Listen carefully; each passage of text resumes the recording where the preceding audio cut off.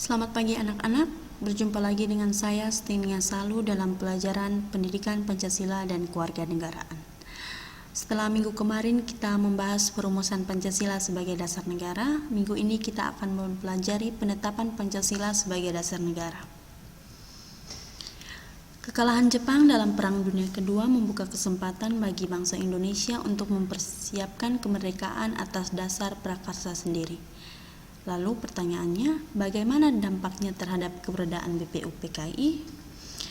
Jadi setelah Panitia 9 melaporkan hasil rumusan dasar negara pada saat sidang BPUPKI 2 dilakukan, BPUPKI sendiri dibubarkan pada 7 Agustus 1945 setelah menyelesaikan tugasnya.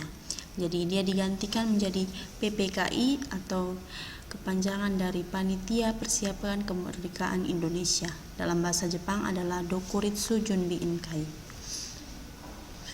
PPKI bertugas melanjutkan pekerjaan dari BPUPKI dan mempersiapkan segala sesuatu yang diperlukan karena akan diselenggarakan pemindahan kekuasaan dari bangsa Jepang kepada bangsa Indonesia. Pembentukan PPKI itu dilakukan setelah Insinyur Soekarno, Muhammad Hatta, dan Kanjeng Raden Tumenggung Widyoningrat pulang dari Saigon setelah bertemu dengan Jenderal Besar Terauchi pada 8 Agustus 1945. Dalam pertemuan tersebut, Insinyur Soekarno diangkat menjadi Ketua PPKI dan Muhammad Hatta sebagai wakilnya. PPKI sendiri beranggotakan 21 orang termasuk ketua dan wakil ketua. Di sini kita lihat Jepang akhirnya menyatakan kekalahan pada Sekutu tanggal 14 Agustus 1945. Hal ini terjadi setelah dua kotanya yaitu Hiroshima dan Nagasaki dijatuhi bom atom. Jadi kekalahan Jepang tersebut ternyata diketahui oleh golongan muda. Mereka kemudian menginginkan kemerdekaan diproklamasikan secepatnya. Hal ini juga memberikan peluang kepada PPKI untuk dijadikan sebagai badan nasional. Insinyur Soekarno mengumumkan bahwa bangsa Indonesia akan merdeka secepatnya dan bukan pemberian dari bangsa Jepang melainkan hasil perjuangan bangsa Indonesia itu sendiri. Sebagai buktinya, atas kehendak bangsa Indonesia sendiri, anggota PPKI ditambah menjadi 6 orang sehingga jumlah seluruhnya menjadi 27 orang. Keseluruhan anggota PPKI berasal dari bangsa Indonesia. Jadi penambahan anggota PPKI ternyata memberikan dampak penting. Bangsa Indonesia patut berbangga bahwa persiapan kemerdekaan Indonesia benar-benar hasil kerja keras bangsa Indonesia, bukan dari pemberian Jepang. Ini merupakan strategi sekaligus upaya dalam melepaskan pengaruh Jepang dalam usaha mencapai kemerdekaan Indonesia. Kita sebagai generasi penerus bangsa harusnya mengetahui arti penting dari penambahan anggota PPKI yang baru bagi status PPKI dan upaya mempersiapkan kemerdekaan Indonesia. Panitia PPKI menjadi wadah bagi bangsa Indonesia untuk memperjuangkan kemerdekaan Indonesia sendiri.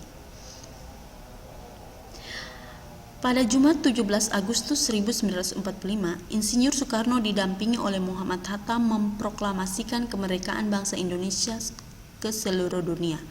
Ini adalah gambar di mana pembacaan teks proklamasi kemerdekaan Indonesia yang dibacakan oleh Insinyur Soekarno.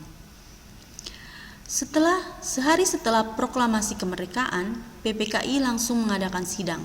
Hasil sidang PPKI 18 Agustus 1945 adalah sebagai berikut. Yang pertama, menetapkan dan mengesahkan Undang-Undang Dasar Negara Republik Indonesia tahun 1945.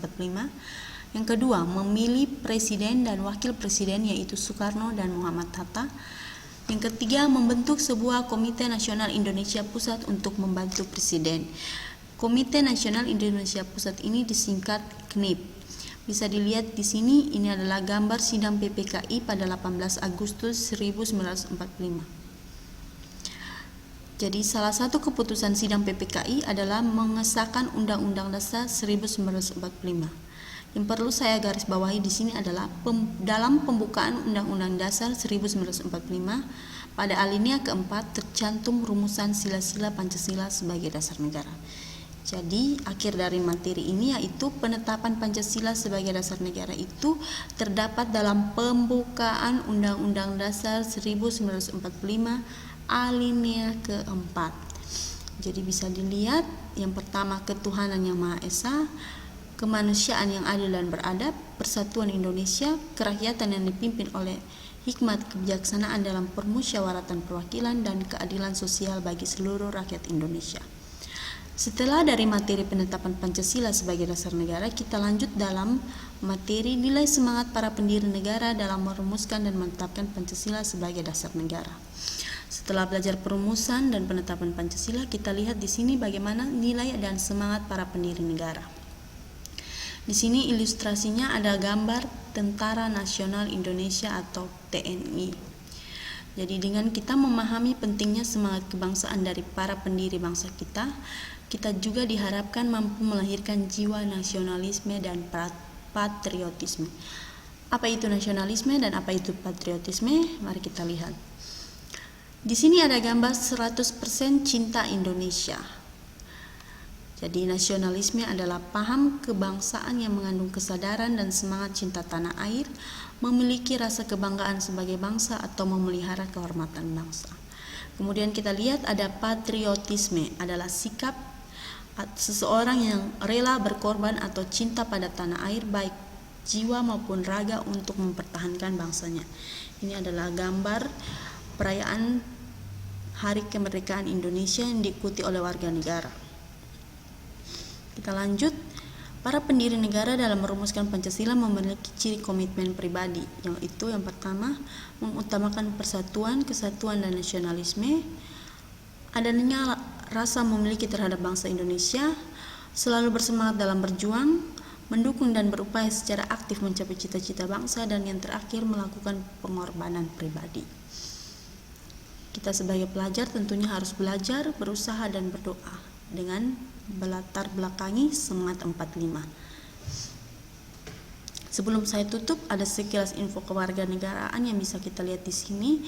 Ini adalah Muhammad Hatta. Dia adalah tokoh penting di balik perubahan isi sila pertama Pancasila. Jadi perubahan tersebut dilatar belakangi oleh lobi Muhammad Hatta kepada kelompok Islam yang digawangi oleh Ki Bagus Hadikusumo. Jadi awalnya sempat terjadi kekhawatiran akan penolakan atas lobi yang dilakukannya. Tapi Muhammad Hatta tidak menyerah. Dia memilih Kasman Singo di Mejo untuk melunakkan hati Ki Bagus Hadikusumo. Jadi perjuangan keras yang dilakukan Muhammad Hatta dan sikap toleransi yang tinggi, Ki Bagus Hadikusumo kemudian menerima lobi tersebut dengan syarat bahwa dialah yang menentukan rumusan kalimat setelah 7 kalimat itu dihapus. Jadi perjuangan Muhammad Hatta patut kita apresiasi. Jadi berkat sikap pantang menyerah Muhammad Hatta, keutuhan NKRI bisa terjaga sampai dengan saat ini. Sekian pertemuan kita pada hari ini. Minggu depan kita akan lanjut pada bagian yang berikut. Saya harap kalian menyimak video ini dengan baik dan mengerjakan kuis yang akan saya berikan. Terima kasih.